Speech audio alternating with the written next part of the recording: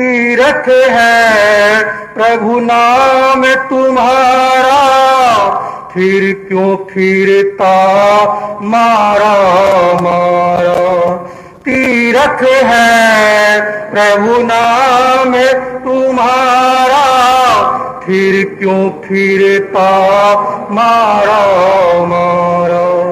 अंत समय प्रभु नाम न आवे, अंत समय प्रभु नाम न आवे। काशी और मदीना क्या प्रभु नाम नहीं तो जीना क्या, प्रभु नाम नहीं तो जीना क्या। अमृत है प्रभु नाम जगत में, अमृत है प्रभु नाम जगत में। प्रभु नाम नहीं तो जीना क्या, इसे छोड़ विषय विष पीना क्या, इसे छोड़ विषय विष पीना क्या। भूषण से सब अंग सजाए, रसना पर प्रभु नाम न आए। भूषण से सब अंग सजाए, रसना पर प्रभु नाम न आए। देह पड़ी रह जाए यहीं पर, देह पड़ी रह जाए यहीं पर।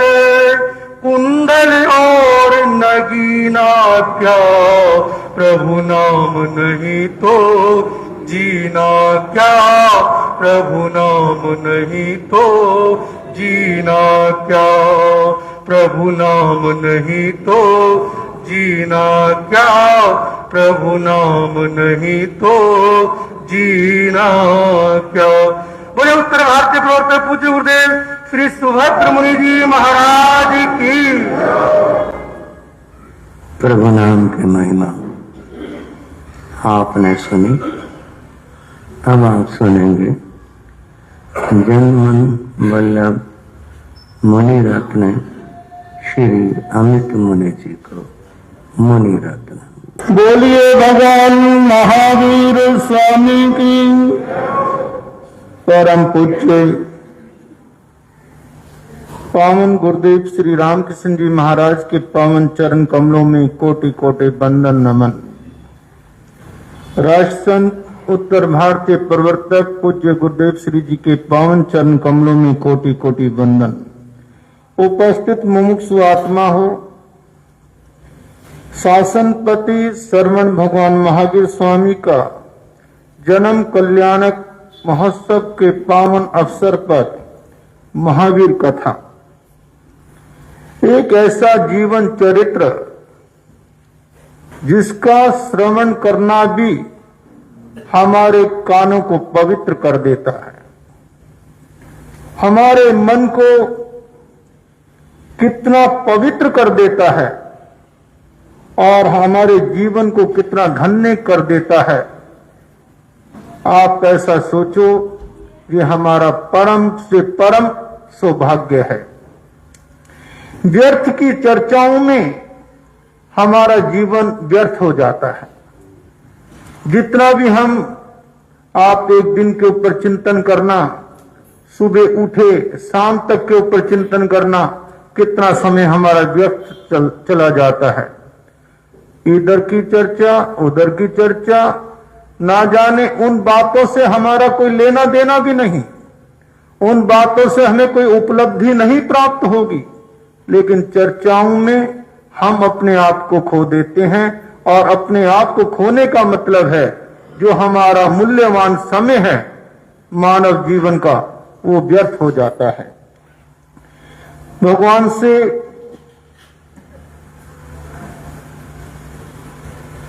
पूछा कि धर्म का निवास कहां पर होता है।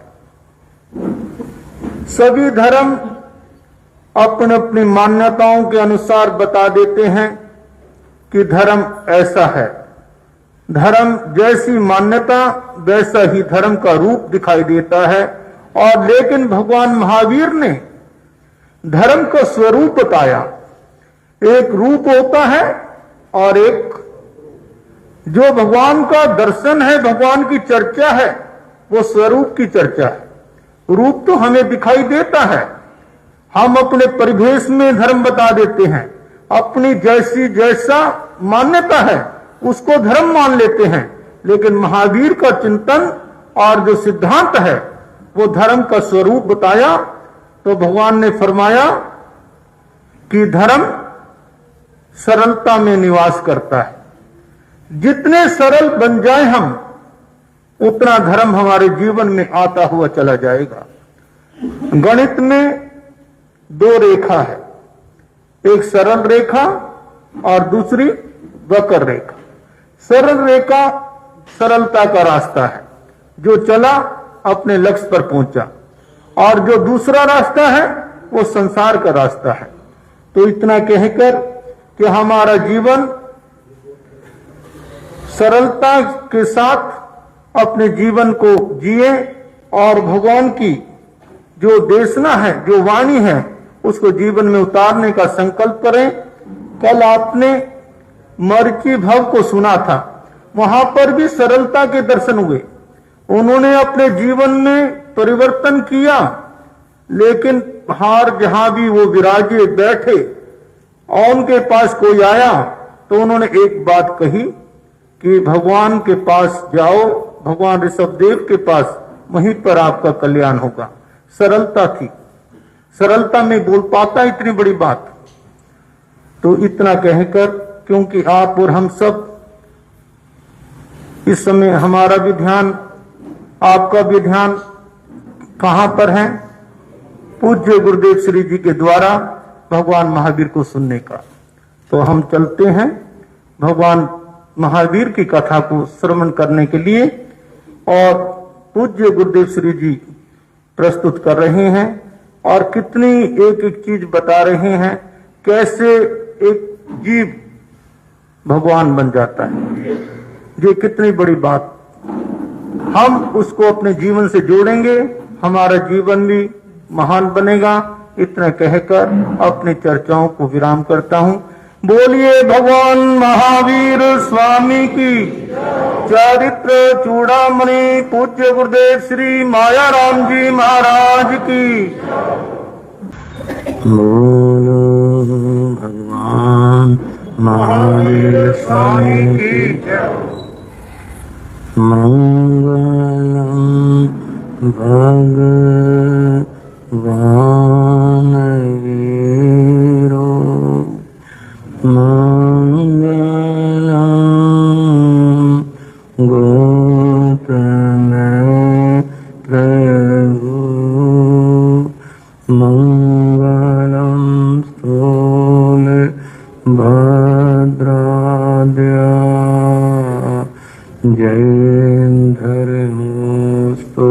मंगलम, सर्वमंगल मांगल्यं सर्वकल्याण कारणं प्रधानं सर्वधर्माणां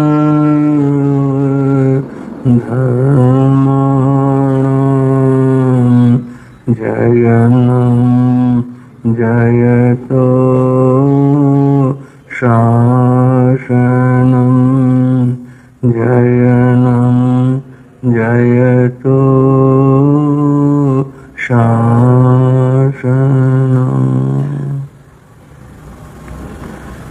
शासन पति श्रमण भगवान महावीर को वंदन नमन। पूज्य गुरुदेव श्री माया राम जी महाराज, पूज्य गुरुदेव श्री योगी राज जी महाराज, पूज्य गुरुदेव श्री राम कृष्ण जी महाराज, सभी गुरु भगवंतों को वंदन नमन। उपस्थित श्रद्धाशील बंधु एवं श्रद्धाशील बहनों, अभी आप रूप की और स्वरूप की चर्चा मुनि रत्न के द्वारा श्रवण कर रहे थे। रूप शरीर का होता है, आकार प्रकार रंग रूप ये सब शरीर का होता है। स्वरूप आत्मा का होता है। हम रूप को देखते हैं, रूप से परिचित हैं। स्वरूप आत्म स्वरूप न हमने देखा है न जाना है। बंधुओं, रूप नश्वर है, इसको समझाने की आवश्यकता नहीं है। हम सभी स्वयं देख रहे हैं। बचपन का एक रूप था, वो चला गया। युवावस्था का रूप प्रकट हुआ। समय आया, वह भी चला गया। अब वृद्धावस्था का रूप सामने। रूप बदलता रहता है, रूप नष्ट हो जाता है, ये देह भी नष्ट हो जाती है। आत्मा अजर अमर अविनाशी है, न उसका जन्म होता है न मृत्यु होती। उस आत्मा का जो स्वरूप है वह भी अविनश्वर, नष्ट न होने वाला है, सदा रहने वाला है। हमने उस स्वरूप को प्राप्त करना। बंधुओं, आत्म स्वरूप प्राप्त हो जाने के बाद जीव मुक्ति को प्राप्त करता है। आज तक हमने अपना जो स्वरूप है वह जाना और समझा ही नहीं। दो पंक्तियों में एक बात कही, गालिब आज तक यही भूल करता रहा। गालिब आज तक यही भूल करता रहा। धूल चेहरे पर थी, शीशा साफ करता रहा। चेहरे पर धूल थी, दर्पण में दिखाई दे रही थी। चेहरा साफ नहीं किया, शीशा साफ करता रहा। हमारी स्थिति भी यही है। हम रूप में लगे हैं, स्वरूप को हमने समझा नहीं। स्वरूप को समझा भगवान महावीर के जीव ने और जैसे जैसे समझता गया वह जीव, वैसे वैसे उन्नति तरक्की करता गया। आपने सुना नए सार का जीव साधु अवस्था तक पहुंचा, उस भाव में नहीं, मरीचि के भाव। अब आगे की यात्रा कैसी और क्या रही, वहां से बात और कथा शुरू कर दी। बोलेंगे महावीर कथा को श्रवण करो, महावीर कथा को श्रवण करो, आत्म भाव में रमण करो, आत्म भाव में रमण करो, महावीर कथा को श्रवण करो, महावीर कथा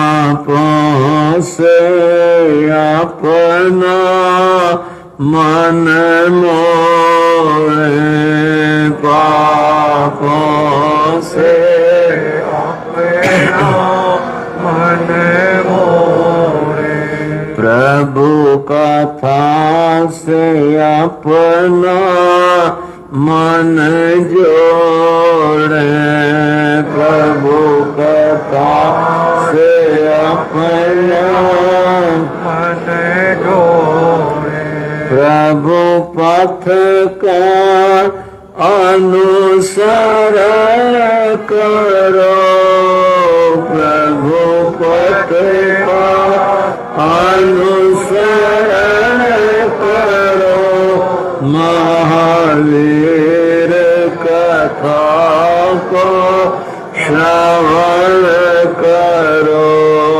महावीर को श्रवण करो, आत्म भाव में रमण करो, आत्म भाव में रमण करो, महावीर कथा को श्रवण करो, महावीर कथा को बोलो भगवान महावीर स्वामी की। बंधु और बहनों, आत्मचिंतन करते हुए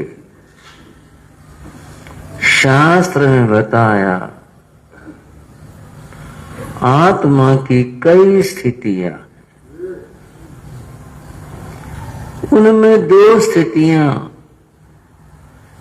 एक बाह्य आत्मा है, एक अंतर आत्मा। ये तो मुश्किल सा हो गया, दो आत्मा, एक बाहर एक अंदर। बात मुश्किल नहीं है, जो बाहर में रमण करता है, संसार में रमण करता है, वो बाह्य आत्मा है। जो अपने में स्वयं में रमण करता है, वह अंतरात्मा है। बाह्य आत्मा भटकती है, भटक रही है, अनंत काल से भटक रही है। जब अंतर में आत्मा स्वस्वरूप में आती है तो कल्याण होता है। आपने सुना मरीचि की कथा को। मरीचि अपना जीवन जो उन्होंने बनाया, जैसे बनाया, उसको पूर्ण करते हैं, आयुष पूर्ण होती है। और मरीचि फिर 5वें देवलोक में जाकर उत्पन्न हुए।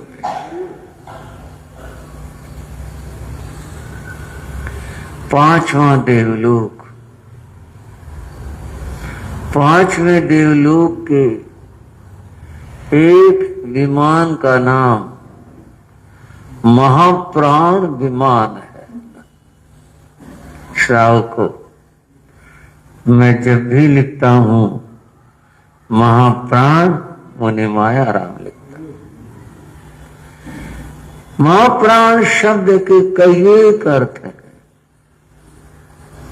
उनमें से एक अर्थ यह है जो मैंने अभी बताया।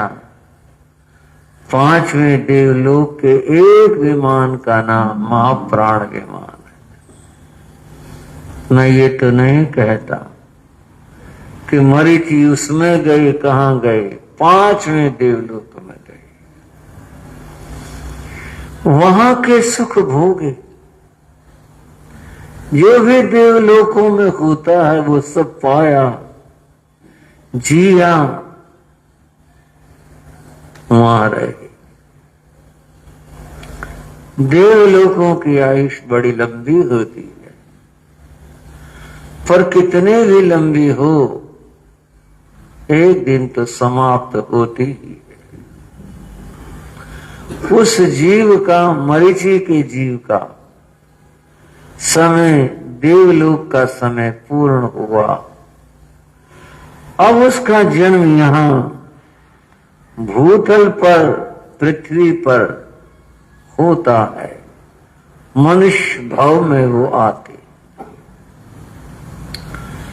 कौन जीव कहां से आया ये तो ज्ञानी जाने, कैसे क्यों कर आया ये भी ज्ञान का विषय है। पर एक बात है, इस जन्म लेने में संस्कारों का बड़ा महत्व है। हमारे जैसे संस्कार होंगे उसके अनुसार ही आगे का जन्म मिलेगा। मोह माया में उलझे हुए प्राण छूटते हैं तो भी उम्मीद करें कि अच्छी जगह जाएंगे। त्याग और वैराग्य में धर्म सुनते या याद करते हुए प्राण छूटे, श्रेष्ठ गति होगी। छोटा सा विनोद, एक सेठ अंतिम समय में थे। अंतिम समय था, शरीर जवाब दे चुका था। पड़े थे, कभी होश आ जाता, कभी निद्रा में, तंद्रा में, बेहोशी में चले जाते। अचानक सेठ को होश आया।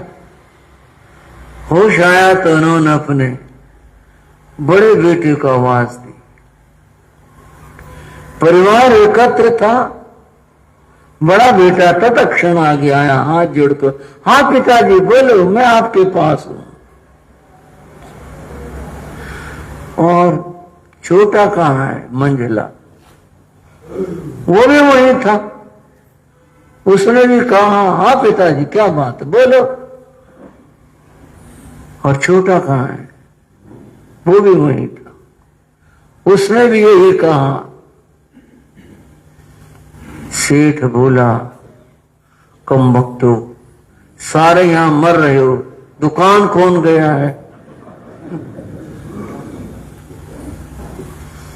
जिसके संस्कार यूं उलझे हो, वो जीव कहां जाएगा? मोह माया में फंसा हुआ। और जहां त्याग हो, वैराग्य हो, संथारा हो, बंधु हो, वो तो उच्च गति होती है। अब ये जीव की बात करते हैं मरीचि की। मरीचि के संस्कार और बात किस तरह के रहे, आप कहोगे आपको क्या पता, मुझे क्या पता, पर कथा बताएगी ना इस बात को। तो मरीचि भाव में पहले भी जैन मुनि के संयम आचार को जी रहे थे, उत्तर भाग में भी सन्यासी हुए। समझ रहे हैं ना भाई, संस्कार वो प्रबल रहे उस सन्यास अवस्था के।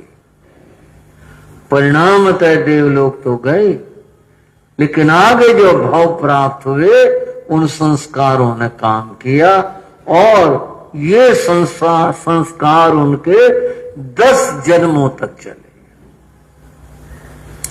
पंचम देवलोक से चढ़ करके वे, अब मैं संक्षेप में ही बताऊंगा, कथा भी संक्षेप है।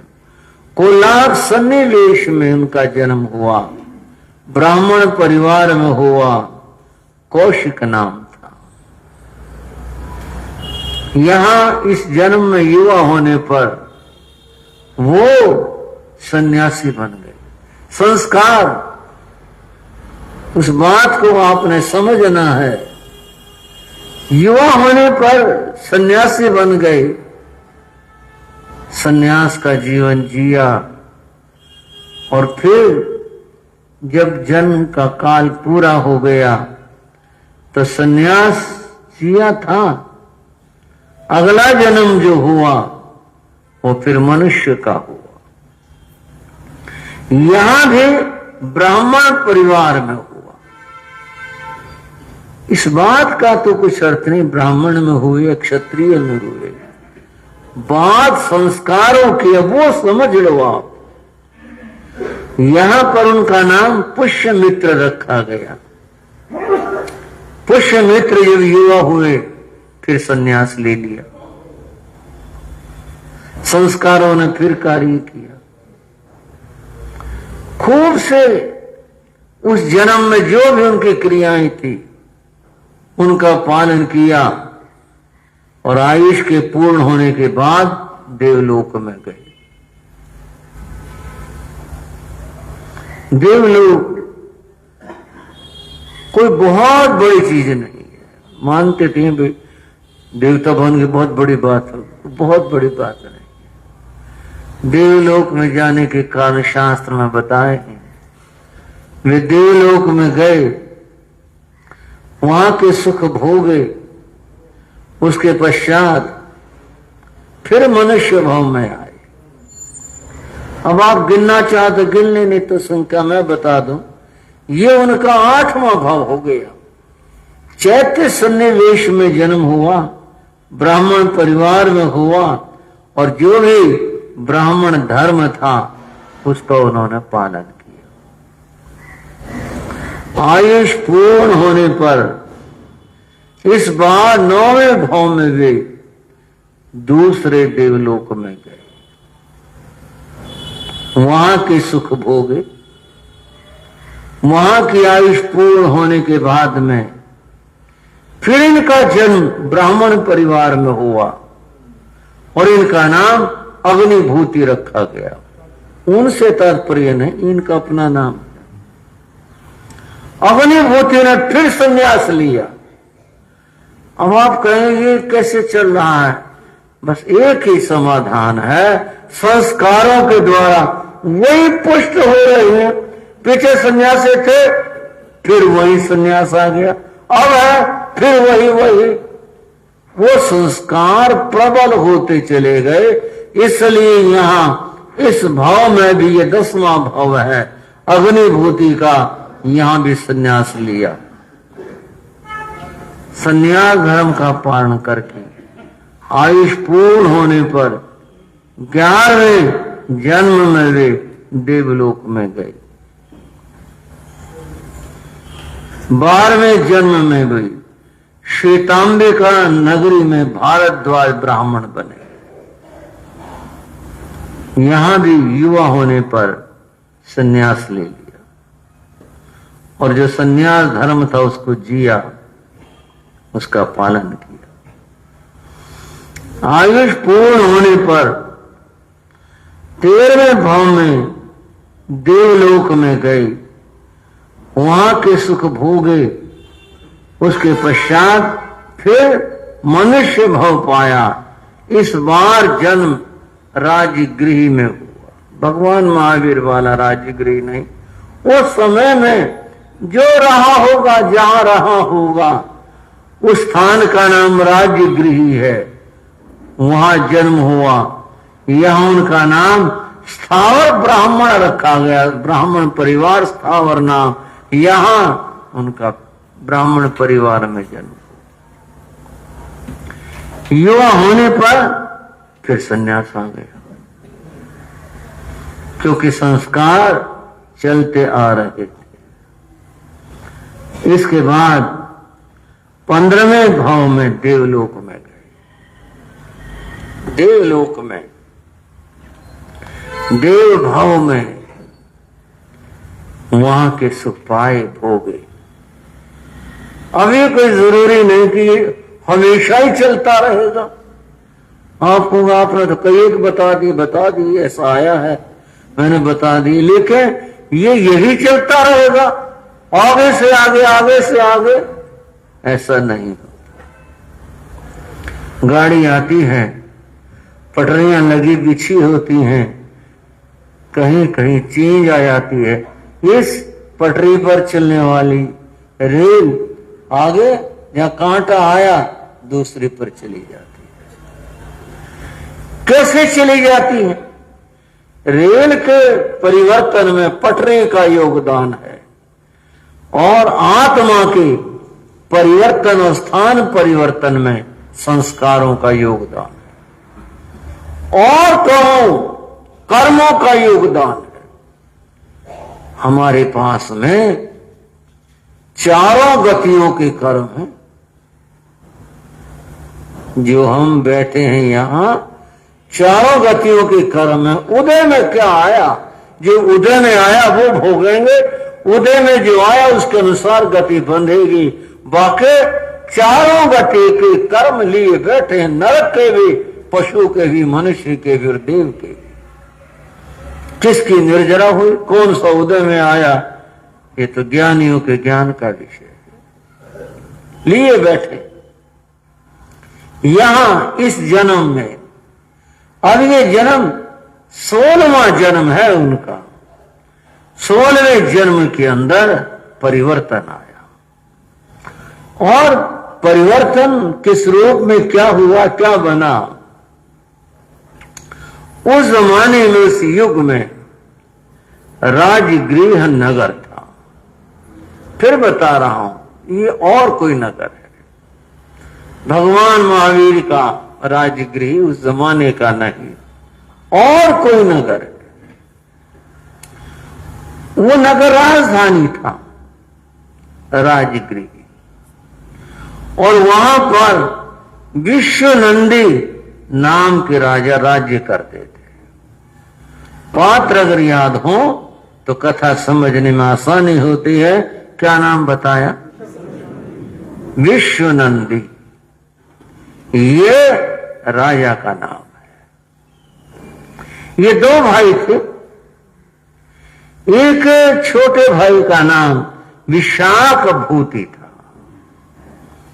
इनके पिता, इन दोनों भाइयों के जो पिता थे, वो बड़े समझदार रहे होंगे।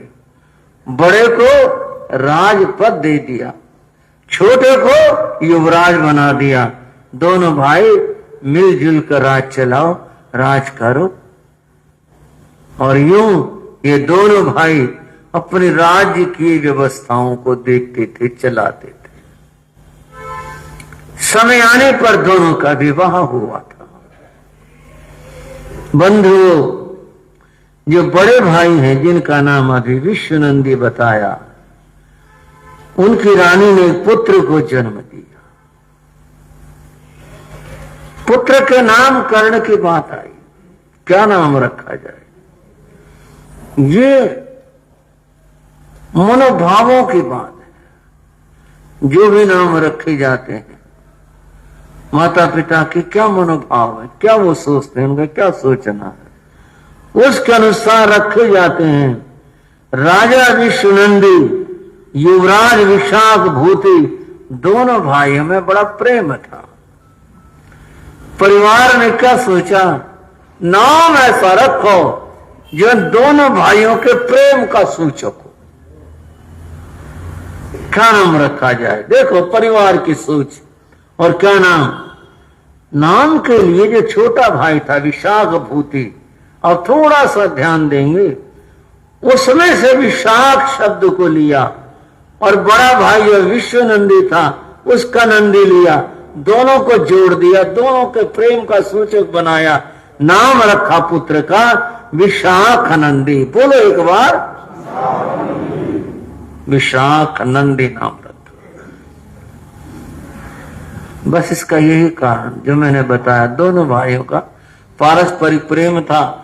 आधा टुकड़ा उससे लिया, आधा टुकड़ा उसके नाम से लिया, दोनों को जोड़कर और नाम रख दिया विशाख नंदी। कालांतर में छोटा भाई युवराज, जिसका नाम विशाख भूति है, उसकी रानी ने भी पुत्र को जन्म दिया। जन्म हुआ, खुशियां मनाई और फिर नामकरण की बारी आई। यहां भी उसी बात का फिर ख्याल रखा गया। और वो बात कैसे? दोनों भाइयों के नाम को जोड़कर, राजा और युवराज का दोनों को जोड़कर आपके नाम रखा। राजा का नाम विश्वनंदी था, उससे विश्व लिया और विशाख भूति में जो भूति था वो लिया। इस लड़के का, इस बालक का नाम विश्व भूति रखा। अब ये दो भाई हैं, चाचा ताऊ के बेटे परस्पर में। बड़े का नाम विशाखानंदी है, छोटे का नाम विश्वभूति। यहां एक बात ज्ञातव्य है ताकि हम पहले ही जान लें और आगे कथा को समझने में आसानी रहे। विश्वभूति जो छोटे युवराज का बेटा है, विश्वभूति यह है नए सार का जीव है, मरीचि का जीव है। वहां भी मैंने बताया कि देवलोक से क्षय करके वहां से यहां इस आत्मा ने जन्म लिया और यहां इसका नाम विश्वभूति रखा गया। दोनों भाइयों में प्रेम था, सब अच्छा था, ठीक था। शनि शनि बड़े हुए और फिर समय आया तो दोनों का विवाह हो गया। दोनों अपने अपने परिवार के साथ महलों में रहते थे, अलग अलग महल थे। अब बात है अपने अपने स्वभाव और प्रकृति की। विश्वभूति का स्वभाव प्रकृति प्रेमी था, इनको प्रकृति से प्रेम था। वन में जाना, वन में घूमना, बाग बागीचे, ये इनको पसंद थे। ये तो पसंद की बात हो गई। कुछ बातें ऐसी हैं जो पसंद पर नहीं जुड़ती, वो प्रकृति से मिलती। जैसे बल और रूप ये कर्म से प्राप्त होता है। कहने को हम कहते हैं कुदरत की बात, प्रकृति की बात है, होता कर्म से। यह जो विश्वभूति छोटा भाई है, इसके ऐसे शुभ कर्म का उदय था कि बहुत बलवान हुआ। युवावस्था में बहुत बलवान हुआ और इतना बलवान हुआ किसी भी खेल में, किसी कुश्ती में, किसी और क्रिया में, चर्या में इसको कोई हरा नहीं पाता था। बहुत बलवान था ये। इसके बल की चर्चाएं होती रहती थी। स्वभाव शांत था, बल था तो कोई अहंकार की बात नहीं थी, ठीक है। महलों में रहते कुछ मन भरा उकताया। राजा का एक बाग था, बड़ा सुंदर था। बाग में एक मकान भी बना हुआ था। राज परिवार जाता था, घूमे फिरे, कुछ खाया पिया, उस मकान में बैठे, मनोविनोद किया, शाम को लौट आए, ये होता था। वो जो बाग और मकान था वह इस छोटे भाई विश्वभूति को बहुत पसंद आया। बोले शहर में कहो महल में कहो कुछ नहीं, यहां आनंद है। ये अपने परिवार को लेकर के वहां आ गया, बाग में आ गया और बाग में जो महल बना था उसमें रहने लगा। अब परिवार को क्या त्रास, ठीक है, किसी के 2 बेटे हैं या 2 आपस में भाई हैं, एक वहां रह ले, एक वहां रह ले, एक नीचे रह ले, एक ऊपर रह ले, दाएं रह ले, बाएं रह ले, राज परिवार है, किसी बात की कोई कमी तो है नहीं, कोई दिक्कत नहीं। ये वहां रहने लगा, इसको अच्छा लगा, आनंद लगा, ये वहां रहता रहा। बंधुओं, एक बात कही जाती है और वो ये कही जाती है, हर युग में महापुरुष का जन्म होता है। हर युग में कोई न कोई महापुरुष जन्म लेता है। समय आया, कृष्ण का जन्म हुआ था, उनसे पहले श्री राम का जन्म हुआ था, भगवान महावीर का जन्म हुआ और महापुरुष हुए, कितने महापुरुष हुए। बंधुओं, समय समय पर महापुरुषों का जन्म होता रहता है। पर एक और बात भी है, मंथरा का जन्म भी समय समय पर होता रहता है। ये हर युग में न जाने कहां से और कैसे जन्म ले। मंथरा भी धरती पर जरूर आती है और मंथरा का वही काम है जो उसने राम के युग में किया, वही काम है मंथरा का। इनके यहां भी एक दासी थी, नाम तो उसका कुछ और रहा होगा, कुछ भी रहा हो, पर वो मंथरा थी। वो थे बड़े भाई, इनके जो बड़े भाई हैं विशाखानंदी, उसके महलों में काम करती थी। अब उसको इसी बात का अहंकार था, मैं तो बड़े के यहां की दासी हूं, मैं बड़ी हूं। वो छोटे भाई विश्वभूति के दासियों को आदेश देती, खिला भी देती, कुछ कुछ कह भी देती और वो कहते मैं बड़े की हूं, उसके दासियों में। एक बार मंथरा ने अपना रूप प्रकट कर ही दिया। रूप क्या प्रकट किया? उसका जाना बाग में हुआ किसी फल लेने के लिए, काम के लिए। वहां से जब वो लौटी, उसने आकर के अपने मालकिन स्वामिनी को कहा, विशाखानंदी की बंधुओं महारानी से कहा, क्या है, सारे सुख तो वो छोटे वाला पा रहा है, क्या बात है? बोले बाग में महल है, वहां सुख से रहते हैं, घूमते हैं, फिरते हैं, और यहाँ पर क्या है? यहाँ तो कुछ भी नहीं है। विशाखानंदी की दासी अपनी महारानी को कहती है और उसे कहती है, कभी गए हो, देखा है वहां आपने? आज तो घूम कर आए हो आप, वहां तो कब्जा हो रहा है श्राव को। अब मंथरा अपने रूप में आई है, वहां तो कब्जा हो रहा है। आपका क्या है? यहाँ महलों में रहती, इस बाड़े में आओ, बंदी रहती, क्या है आपका? वहां क्या है? वहां सारे सुख है, इतना अच्छा, इतना सुंदर, इतना अच्छा, इतना बहुत है। रानी ने अपने पति विशाखानंदी को कहा, ये जो बाग है ये छोटे के नाम कर दिया क्या? विश्वभूति के नाम कर दिया क्या? क्यों, क्या बात हुई?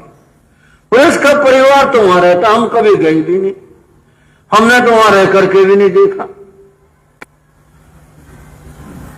बोले क्या फर्क हो गया? भाई तो है, परिवार तो एक ही है, इसमें तुम रह ली, उसमें वो रह ली। नहीं, ये बात नहीं होती। ये क्या बात हुई? उसको तो इतनी अच्छी जगह मिली हुई है रहने की, घूमने की, और हम यहाँ कैसे में रहते, हमारा क्या है? फिर क्या चाहते क्या? हम रहेंगे बाग में, बंधु उसके पति ने अपने पिता से कहा कि पिताजी, ये बाग जो है ये विश्वभूति रहता है, हम भी रह ले इसमें। बेटा, बाग तुम्हारा भाई है, इसमें क्या बात है, तुम और कोई बाग देख लेते तुम्हारे लिए। क्यों, उसमें क्या बात है? बात तो कुछ नहीं। अब उसको हम कैसे कहेंगे कि भी तू बाग खाली कर दे, उसका परिवार है, वो रह रहा है, उसको ये कहेंगे तू बाग खाली कर दे, उसको क्या अच्छा लगेगा? ये तुम रहते तुम्हें कहते बाग खाली कर दे, ये बात नहीं पिताजी। जब आप कहते हो कि सारी चीजें सबकी हैं, वो हमारा क्यों नहीं है? हमें तो बाग चाहिए, तो बाग में रहेंगे। बेटा, खाली कराना बड़ा मुश्किल है, कहूं तो कहूं कैसे? और फिर बात यहां तक कोई बोले नहीं, कुछ भी हो खाली करवाओ। राजा ने सोचा मुश्किल हो गई, किसे युक्ति से काम लिया जाए, वैसे नहीं बात बनेगी। और युक्ति से क्या काम सोचा उसने? एक दिन युद्ध के नगाड़े बजवा दिए, ऐसे ही भेरी बजवा दी। तो एकदम से सब चौंके, भी लड़ाई। राजा से पूछा क्या बात? बोले वो अपने सीमावर्ती एक राजा पुरुष सिंह है, उसने आक्रमण किया, हमारे राज्य पर आक्रमण किया। बोले हाँ। ये कैसे हो सकता है? बोले उसके लिए जाना है, उसी के लिए सेना को बुलाया स्कंदावारों से और जाना है। हलचल हो गई महलों में।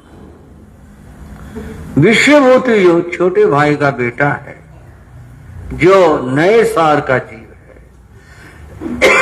है, जिसका परिचय अभी दिया था कि वो बहुत बलवान था, उसने सुना, वो आया और आकर महाराज से कहा, महाराज क्या बात है? भाई वो पुरुष सिंह ने सीमा का अतिक्रमण कर दिया, आक्रमण कर दिया, उसके लिए जा रहे हैं। तो उसके लिए फिर आपको जाने की क्या जरूरत है? हम हैं तो सही, हम चले जाएंगे। नहीं बेटा, तुम रहने दो, मैं चला जाता हूं। ये सब बनावटी बात थी, कहने की बात थी। बोला नहीं, आप मत जाओ, ये मौका मुझे देख, मैं जाता हूं, मैं देख के आता हूं। और उसको मौका दे दिया, मौका दे दिया। वह सेना लेकर के युद्ध सीमा की ओर चल दिया।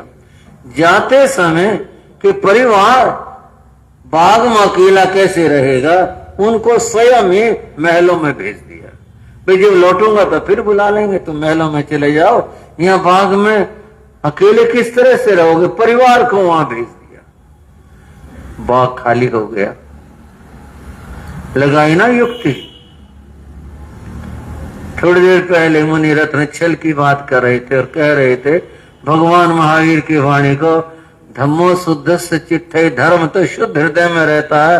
जब हृदय में कपट भरा होगा तो धर्म कहां होता है? वहां। जो बड़ा भाई विश्वनंदी था, यानी राजा का जो बेटा था, उसे मौका मिला, परिवार को लेकर वो वहां चला गया, बाग में अपने परिवार को ले गया।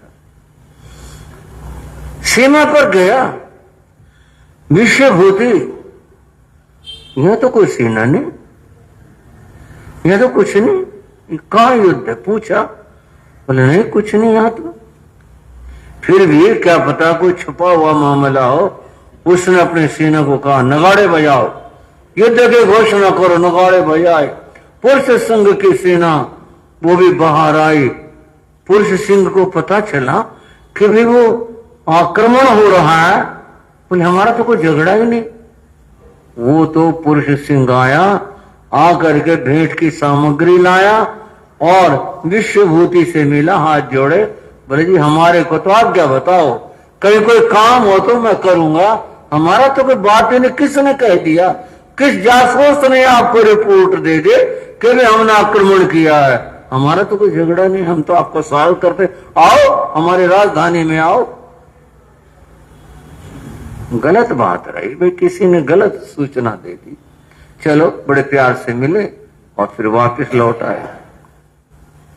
वापस लौटे, विश्वभूति ने कहा ठीक है, कोई युद्ध हुआ नहीं, कुछ नहीं। सेना को आदेश दिया सेनापति ने कि जाओ स्कंदा मारो में लौट जाओ। सेना उधर चली गई और यह स्वयं जो बाग था उसमें चला गया और परिवार के लिए दासी से कहा कि जाओ परिवार को बुला लाओ, हम तो यहीं रहेंगे। देखो बंधुओं, क्या बात बन जाती है। ये मन के छल कपट क्या कर देते हैं और क्या से क्या रच देते हैं। वो आया बाग में, जो प्रवेश द्वार था वहां आया, 2 पहरेदार खड़े हुए थे। उन्होंने जो भी अपनी विधि थी नमस्कार किया, वो कदम आगे बढ़ाया। विश्वभूति ने हाथ जोड़ के बोले महाराज क्षमा करें। क्या बात? अंदर तो आपके बड़े भाई साहब विशाखानंदी है। अच्छा क्या बात, घूमने आए हैं? नहीं, वो तो परिवार को लेकर आ रहे। जब से आपने खाली किया ना तो परिवार यहीं रहता है उनका, तो वहां जाना तो आपका उचित नहीं होगा। वो यहाँ है। कब आया? जब से आप चले गए थे उसी दिन आ गया था। और दिमाग में विचार आया, अरे ये सारी कुछ योजना थी बाग खाली करवाने की, जो कुछ था ये तो प्रपंच अच्छा गया है। मुझे क्रोध आ गया, अत्यंत क्रोध आया। उसने कहा भाई से तो क्या लड़ूंगा, बाकी मेरे साथ ये गलत हुआ, धोखा किया, मेरे से ये बाग खाली करवाना था, इसलिए सारा प्रपंच रहता। इतना क्रोध आया, इतना क्रोध आया, वो तमतमा गया। पास में एक शाल वृक्ष खड़ा हुआ था, वो इतना गुस्से में आया, इतना गुस्से में आया, उसने जोर से पेड़ को लात मारी और वो इतना बलशाली था, उसने पेड़ को तोड़ दिया। इतना शक्तिशाली था। और फिर दांत पीसता बोला, धिक्कार है इस संसार को और धिक्कार इस परिवार को, या इतनी झूठ हो, इतना कपट हो, ऐसे घर में मैं नहीं रहूंगा, ऐसे दुनिया में मैं नहीं रहूंगा। और ये कहकर चल दिया। कहां गया पता ही नहीं। अब इस बात को लेकर तो शोर मच गया। जो भाई था विशाखानंदी, उसको सारी बात मालूम हुई, वो घबराया, बोले ये तो बहुत ताकतवर है, पेड़ तोड़ दिया इसने, अब कहां गया है, क्या करेगा, पता नहीं, मारेगा छोड़ेगा क्या करेगा। पर वो नहीं लौटा, विश्वभूति लौटा नहीं, और वह इधर उधर कहां जंगलों में निकल गया। एक चीज है संयोग। एक आदमी सुई में धागा डालने के लिए खड़ा था, रात का समय था, कैसे डले, रोशनी थी नहीं, बिजली चमकी, बस उसी में काम हो गया। संयोग यूं बन जाते, ऐसे हो जाते हैं। जंगल में घूमते फिरते उसे एक साधु मिले। साधु को देखकर मन को शांत हुआ, प्रणाम किया, बैठ गया। साधु का ध्यान पूरा हुआ। साधु कहने लगे उसकी स्थिति को देखकर, अक्रोध ने जिने को है, क्षमा से क्रोध को जीतो। क्षमा से, श्रावक को क्या कहा, क्षमा से क्रोध को जीतो। चेहरा तमतमाया हुआ था, जैसे किसी ने जल के अंगारों पर छींटे मार दिए हों। इस शब्द ने, इस वाक्य ने उसको शांति दी। क्षमा बड़ी चीज है, क्षमा से क्रोध को जीतना चाहिए। मुनि फिर बोले, ओ समेण हणे को है, उपशम भाव से इस क्रोध को जीतो, तुम्हें शांति मिलेगी। और क्रोध को जो जीत लेता है वह आदमी बड़ा और महान होता है। इन शब्दों को विश्वभूति सोचने लगा, सोचता रहा, अंदर में खो गया। उसने क्या कहा, धन्य हो इन मुनि को, जंगल में रहते, अकेले रहते हैं, यहाँ जंगली जानवरों का भय भी है, फिर भी ये निश्चिंत हैं। जीवन तो यही है। बार बार नमन किया, उनसे कहा मुझे रास्ता दिखाओ। उन्होंने धर्म का रास्ता दिखाया। एक श्रावक धर्म, एक साधु धर्म है, इसकी व्याख्या की। सुनकर मन में वैराग्य भर गया और कहा, गुरुदेव अपने चरणों की शरण में ले लो। अब मैं दुनिया छोड़ आया हूं, मैंने पीठ कर ली है, मैंने उधर जाना ही नहीं है, मुझे दीक्षा प्रदान कर दो। और बंधुओं, उस जीव को, किस जीव को, नए सार के मरीचि के जीव को यहां आकर के संयम प्राप्त हुआ। गाड़ी ने लाइन यूं बदल दी। संस्कार कहां जा रहे थे, कैसे, अब यहां एक नया कुछ प्रारंभ हो गया। यहां दीक्षा ली, साधु बन गए। साधु बनने के बाद साधना शुरू की। शास्त्र में एक शब्द आता है, जे कम्मे सूरा ते धम्मे सूरा। जो कर्म करने में शूरवीर है वो धर्म में शूरवीर है। कायर कुछ नहीं कर पाते, वो शूरवीर था। उसने तो पहले दिन से ही प्रतिज्ञा कर ली, मास खमन तप करना, मास खमन, एक एक महीने का उपवास वो करना है, और करने लगे। बहुत शांत जीवन हो गया। अब तो जीवन बहुत ही संयम के रंग में रंग गया। तप करते हैं, ध्यान करते हैं, जीव मात्र के प्रति आशीर्वाद का भाव है। इस तरह संयम की साधना चल रही थी। वर्षों वर्ष बीत गए साधना करते हुए। अब वो कोई बात याद नहीं, अपने राज्य की, राजगृह की, और मैं वहां से आया था, ये झगड़ा हुआ था, कुछ क्या याद करना। जो छोड़ दिया उसकी क्या स्मृति, किसने क्या किया था, क्या कहा था, कुछ नहीं। अब तो सहज है, आत्मरमण का भाव है, स्वरूप का चिंतन है, बाहर रूप सब छोड़ दिया। संयोग पुनः घटित होता है, और इस संयोग घटित होने में ये कर्म फिर काम करते हैं, ये धका करके ले जाते हैं, संयोग बना देते हैं। मुनि विश्वभूति संयोगवश घूमते विचरते, तप करते, अपनी नगरी, अपनी तो रही नहीं, तो भाषा है बताने की, राजगृह में आ गए। कुछ नहीं, हमारे राजमहल, मैं यहाँ था, मैं बाग में था, परिवार छोड़ दिया, कोई स्मृति नहीं, कुछ ध्यान ही नहीं। राजमार्ग था, सीधे चले आ रहे थे। ईषणा समिति के लिए, ईरिया समिति का पालन करते हुए 3.5 कदम आगे की भूमि देखते हुए, किसी जीव की विराधना न हो जाए, चले आ रहे थे। जो राजमहल थे, बंधुओं, जहां उनका संसार पक्ष में ताऊ का बेटा भाई विशाखानंदी राजा बन गया था, वो रह रहा था उन महलों में, वहां आ गए।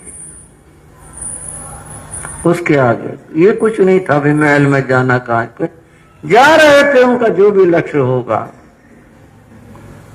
रास्ते में गाय खड़ी थी, वो गाय नव प्रसूता थी। उसने किसी बच्चे बच्ची को जन्म दिया था, वो कोई आस पास ही था। उस गाय ने साधु को देखा। अब गाय तो अजान है, साधु के वेश को देखकर उस तरह का वो गाय घबरा गई या यूं को विचलित हो गई। और उस गाय ने जो भी सोचा होगा, ये तो हम कह रहे हैं भाई ये मेरे बच्चे को लेगा या क्या सोचा, वो क्रोध में आई और फिर फुंकार करती हुई दौड़ करके आई। वो तो साधु नीचे देख करके चल रहे थे, उन्हें तो पता भी नहीं बाढ़ क्या है। वो गाय आई, आते उसने टक्कर मारी। गाय ने टक्कर मारी, साधु गिर पड़े। पात्र हाथ में थे, छूट गए, बिखर गए, साधु गिर पड़े। एक आवाज आई, हा हा हा हा, आवाज आई, और ये हंसने की आवाज आदमी की नहीं, ये हंसी रावण की कहलाती है। क्यों? जो दूसरे को दुखी देख करके जो हंसी उड़ाता है, वो हंसी रावण की होती है, आदमी की नहीं होती। चलते आदमी का पांव केले के छिलके पर पड़ गया, गलती से पांव फिसला, गिर पड़ा। कोई हंस पड़ा और कोई दौड़ कर आया, उसको उठाया। जिसने उठाया है, सहारा दिया है, वो राम की सेना का आदमी है। और जो हंस रहा, मजा आ गया, ओ गिरा, देखो कैसे गिरा, वो रावण की सेना का आदमी है। इतनी जोर से हंसी आई, उसकी आवाज आई, विश्वभूति। मुनि ने देखा कौन हंस रहा है। देखा महल के छज्जे पर खड़ा हुआ एक व्यक्ति, पहचान लिया, बड़ा भाई है। वो हंस रहा है और हंसने तक बात नहीं रही। वो क्या बोला, अरे आओ विश्वभूति, कहां गई तेरे वो ताकत? ये पेड़ को तो तोड़ कर आया था और इतना अहंकारी था, क्या हुआ? व्यंग था, तीखा व्यंग था। कहां गई तेरी ताकत, क्या हुआ? इस बात से मुनि को बहुत दुख हुआ। मेरे को टक्कर मारी, मैं गिर पड़ा, सहानुभूति तो दूर और ये मजाक उड़ा रहा है। क्या हुआ तेरी ताकत को? ये कह रहा है। मुनि खड़े हुए, संयोग से वो गाय फिर मारने आ गई। इस बार मुनि सावधान थे और आपने विश्वभूति की ताकत को जान ही लिया है। इस बार गाय आई टक्कर मारने के लिए, उन्होंने सींग पकड़ लिए, गाय के सींग पकड़ लिए। गाय ने बल लगाया टक्कर मारने को। अभी मुनि की ताकत में थे, उन्होंने एक झटका मारा, गाय वो पड़ी जाकर। गाय जैसी एक शक्तिशाली जानवर एक झटके में उसको ऐसा कर दिया, वो पड़ी। और फिर वो छज्जे से जो देख रहा था, मुनि को क्रोध आ गया। बोले, ओए नीचे आ, तू आ, तुझे मैं बताता हूं मेरी ताकत कहां गई, आ नीचे उतर तू। वो तो घबरा के राजा डर गया, ये तो मारेगा, ये जान से मारेगा। वह तो छज्जे से एकदम अंदर कमरे में भागा। उसने सेवकों को कहा, महल के दरवाजे बंद कर दो, कोई अंदर ना आ जाए, दरवाजे बंद कर दो। महल के दरवाजे बंद करवा दिए, डर के मारे। मुनि खड़े हुए, बोले, कायर कहीं का, अब आता ना तू, बताऊं तुझे। मेरे ऊपर हंसने लग रहा था और मैं पूछ रहा था वो ताकत कहां गई, मैं बताता तुझे। फिर मुनि का उपदेश, गुरु का उपदेश याद आया। अक्रोधेन जिने को, क्षमा से क्रोध को जीतो। क्रोध आ गया, आना नहीं चाहिए था, मुनि है, क्रोध आ गया, कोई बात नहीं। पसीना को पोंछ लिया, पड़े पात्र उठा लिया। भिक्षा के लिए आए थे, 1 महीने के तपस्वी थे। मन में ग्लानि आ गई, क्या इस शरीर के लिए मारे मारे फिरते हैं, ऐसे करते हैं, छोड़ो, क्या हर की गवेषणा कर, चलो वापिस। वापिस हो गए। चले गए, वापिस चले गए, वन में चले गए। पर मन में तो खेद था, परंतु अपने क्षमा भाव से उन्होंने अपने आप को बहुत रोका, बहुत रोका। फिर भी मन की जो एक फिल्म है वो चल रही थी। देखो वहां था, मैंने इसे कुछ नहीं कहा, इसने बाग से निकलवाया, मैंने कुछ नहीं कहा। अब यहां इसने भरे बाजार मेरा अपमान किया और पूछ कहां गया तेरा बल, मेरे पूछ रहा है। आज मैं इसको बता देता बल की बात, अगर ये नीचे आ जाता नहीं, विश्वभूति तो ये मत सो, तो क्षमा कर दे उसको, मैं क्षमा करता हूं। फिर भाव आता है, ये क्षमा के लायक है, ये क्षमा के योग्य है। ऐसा आदमी, इतना दुष्ट आदमी जिसके मन में इतनी दुर्भावना भरी हो, ये क्षमा के लायक है। मेरी तपस्याओं का अगर फल हो तो मैं इसके लिए दुख कारक बनूं, मेरी तपस्याओं का फल हो तो मैं इसके लिए दुख कारक बनूं, इसको दुख देने वाला बनूं। इस जन्म में तो मैं साधु हूं, लेकिन मैं इसको दुख दूं, इस संकल्प कर बैठे और ये कर्म बंध गया। उस समय में ये कर्म बंध गया और फिर साधु ने संथाराई कर लिया। क्या लाना, कहां जाना, छोड़ो। उसमें संथारे में आयुष पूर्ण होती है, पर वो आलोचना रह गई। आलोचना हो जाते तो वो जो संकल्प की बात थी वो हट जाती, आलोचना रह गई। देह का परित्याग करो है आत्मा, बंधुओं अब देवलोक में जाकर के उसका जन्म हुआ। 7वें देवलोक में गए, वहां से सब देखा, लेकिन वहां की दुनिया और होती है, यहाँ की दुनिया और है। वो अपने वहां के सुखों में रहे, जी एक लंबी आयु पाई, वो सब सुख भोगा किया। बंधुओं वहां का जब आयुष पूर्ण होता है, अब अगले भाव की बात है। देवलोक 17वां भाव है, 18वां भाव में कहां जन्म होता है। उस समय इस धरा के ऊपर, अब ये आप कर्मों का सारा मामला देखेंगे कैसे और क्यों कर चलता है। इस धरा पर पोतनपुर नाम का नगर था। क्या नाम था भाई? पोतनपुर नाम का नगर था, और वहां प्रजापति नाम का राजा राज्य करता था। उसके 2 रानियां थी। उसके एक रानी से इस जीव ने, विश्व भूति के जीव ने कहो या नैसार के जीव ने, पुत्र के रूप में जन्म लिया। जो दूसरी रानी थी उसने भी पुत्र को जन्म दिया, उसका नाम अचल रखा गया और इसका नाम त्रिपृष्ठ रखा गया। क्या नाम रखा? त्रिपृष्ठ रखा। समीप के जन्म थे। दोनों भाई बड़े प्रेम और प्यार से बढ़े, पढ़े, युवा हुए। यहां भी एक बात हुई, ये त्रिपृष्ठ बहुत बलवान था। बलवान क्यों और कैसे, आपकी जानकारी में बात आ जाए। यह वासुदेव का जन्म है इनका। किसका जन्म है?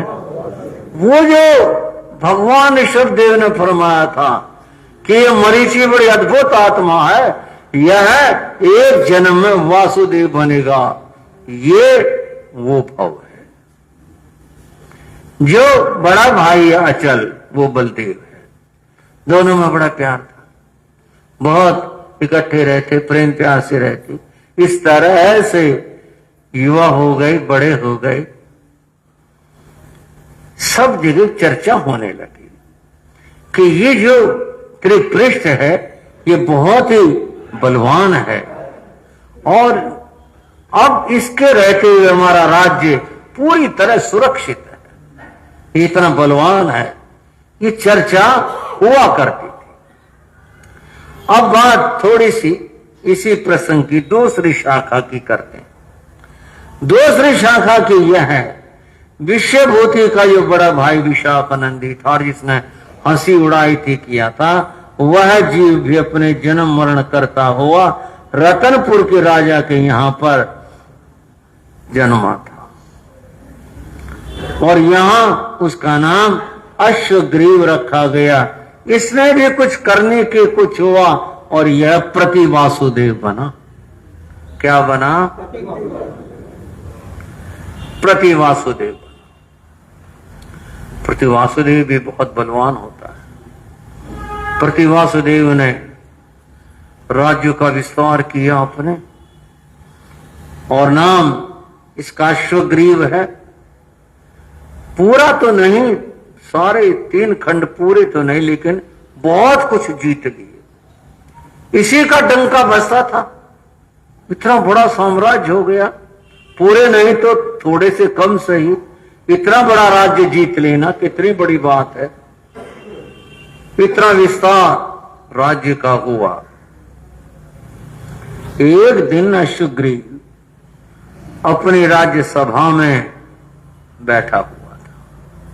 सभा लगी हुई थी। एक कोई नैमित्तिक ज्योतिषी आया। राजा ने सम्मान किया, आओ बैठो ज्योतिषी जी। राजा ने कहा, आपसे कुछ पूछे बता सकते हो? महाराज जो आएगा जरूर बताऊंगा। फरमाओ। बोले क्या बात है? मैं ये जानना चाहता हूं, मेरी मृत्यु स्वतः होगी या परतः होगी, अपने आप से होगी या किसी के द्वारा होगी, आप हमें ये बता दीजिए। ज्योतिष ने ज्ञान लगाया, बोला जी पहले बताऊंगा, बाद में क्षमा कर दो। क्षमा किया। बोले आपकी मृत्यु परतः होगी, दूसरे के हाथ से होगी। दूसरे के हाथ से होगी, इसका मतलब मैं कहीं युद्ध में कहीं पर पराजित हो जाऊंगा और मारा जाऊंगा किसी के द्वारा। इसका तो ये अर्थ हुआ। आप सोच सकते हैं। ज्योतिषी जी एक बात और बताओ। महाराज बोला, वो जो आप बता रहे हो मेरी मृत्यु परतः दूसरे के हाथ से होगी, उस आदमी को मैं कैसे जान सकता हूं? ये बड़ा मुश्किल है। नहीं बताओ, अब आपको बताना होगा। कौन हो सकता है वो? ज्योतिषी ने फिर अपना ज्ञान लगाया। बोला जो निहत्था आदमी शेर को मार दे, आपकी मृत्यु उसके हाथ से होगी। जो निहत्था आदमी बिना शस्त्र के शेर को मार दे, आपकी मृत्यु उसके हाथ से होगी। यही इसका चिन्ह है। ठीक है, आपने बताया, बड़ी अच्छी बात। पुरस्कार देकर उसको विदा किया। अब एक चिंता रहने लगी इस बात की, कौन हो सकता है, कहां हो सकता है ऐसा आदमी जो शेर को मार दे। चलो पता लगेगा, उससे पहले हम उसको खत्म करवाने की कोशिश करेंगे। वो यही सोचता रहता। एक बार अश्वग्रीव अपनी राजसभा में बैठा हुआ था। बाहर द्वार के बाहर काफी सारे लोग आए। उन्होंने कहा, हम कुछ प्रार्थना लेकर आए, द्वारपाल से कहा हमें आगे जाने की अनुमति दे दो। द्वारपाल ने महाराज से पूछा, बोला हाँ प्रजा आई है, बुलाओ। प्रजाजन आ गई, काफी सारे आदमी थे। हाथ जोड़ के खड़े हो गए। बोलो क्या बात है, क्या तकलीफ है? बोले महाराज हमारे खेतों में कहीं से एक शेर आ गया है और वो खूंखार है, आदमखोर है। हर रोज दुर्घटनाएं होती हैं। फलाने जगह आदमी मार दिया, उसको उठा के ले गया, वहां मार दिया, उठा के ले गया। हमने बड़ी कोशिश कर ली उसको रोकने की, लेकिन वो काबू में नहीं आता। हमारी रक्षा करो, ऐसे तो गांव उजड़ जाएंगे। हम लोगों को जाना पड़ेगा वो इतना खूंखार है, हर रोज दुर्घटनाएं होती है, कभी कहीं होती है, कभी कहीं होती है। महाराज हमारी रक्षा करो। अच्छा कोई बात नहीं, हमने तुम्हारी बात सुन ली है और इसका प्रबंध करेंगे, कोई बात नहीं। मंत्री से परामर्श किया, मंत्री सेना को भेजें, किसकी ड्यूटी लगाएं, क्या करें, कुछ न कुछ। मंत्री बोला किसी सीमावर्ती राजा की ड्यूटी लगाओ। आप कहां जाओगे, कोई आसपास कोई हो उसकी ड्यूटी लगाओ, देखो सोचो। बोले जो पोतनपुर नरेश है प्रजापति, ये इनके पास लगता है उसकी सीमाएं। तो प्रजापति जो है, पोतन कथा याद होगी ना जो मैं बता रहा हूं, जिनके बेटे ये अभी बात हो रही थी त्रिपृष्ठ की, उसके पिता की बात हो रही है, ये उसकी ड्यूटी लगाओ कि भाई तो जा और शेर का समाधान कर, उसकी ड्यूटी लगाओ। हाँ ये बात ठीक है, ये बात सही है। राजा ने तो और भी बातें सोच ली। सुनते हैं उसके दो लड़के बड़े बलवान हैं और बहुत ताकतवर, हर रोज उनके कोई न कोई बात आती रहती है, कहीं भी कुछ हुआ उनके विजय के बाद सुनते रहते, ये तो अच्छा हुआ। राजा ने अपने दूत को भेजा और कहा जाओ पोतनपुर जाओ और राजा प्रजापति को हमारी ये पत्र हमारा दे देना। ठीक है महाराज। वो बहुत छोटा राजा था, अश्वग्रीव के सामने वो तो बहुत बड़ी चीज थी, वो तो बहुत छोटा था। वो गया, राजसभा लगी थी, प्रजापति सिंहासन पर बैठे थे।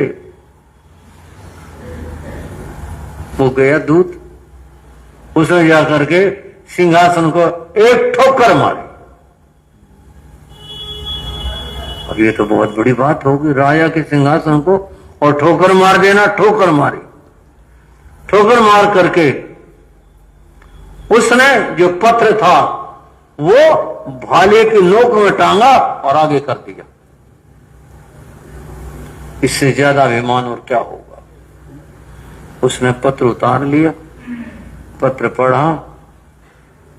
राजा ने हुक्म दिया है कि और शेर का इंतजाम करो, उसको मारो और इनको भय से मुक्त बनाओ, तुम्हारे लिए आदेश है। अच्छा भाई। राजा प्रजापति कुछ नहीं बोला, उसका सम्मान और करवा। क्यों, इतने बड़े राजा का राजदूत है, सम्मान करवाया और उसको विदा किया। ये बात त्रिपृष्ठ को और अचल को जो वहां थे उन्हें बहुत बुरी लगी। बोले ये क्या तमीज थी इस आदमी की, होगा बड़े राजा का दूत, तो ये क्या बात हुई, यहां इसने क्या ताकत दिखाई। दोनों भाई राजसभा से निकल गए और वो जा रहा था दूत, सम्मान लिए हुए, जो कुछ भेंट दिया राजा के लिए भेंट दी और उसको भी भेंट दी, वो जा रहा था। त्रिपृष्ठ आया, उसने यहां पकड़ा उसे, मारा उसको थप्पड़। कौन है तू? मैं हाँ तू बता कौन है तू? मैं महाराजा शुग्रीव का दूत। दूत है? अब तू क्या तेरा शर्म नहीं आई? बहुत मारा।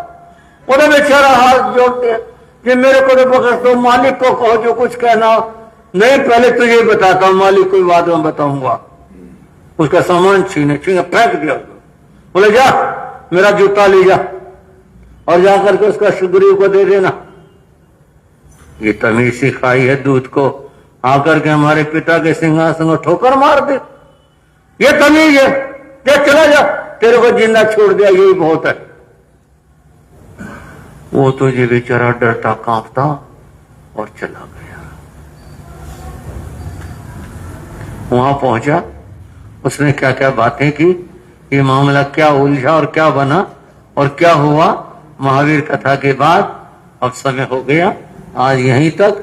अब आगे देखते हैं किस तरह से क्या घटित होता है और क्या बीता समय के साथ।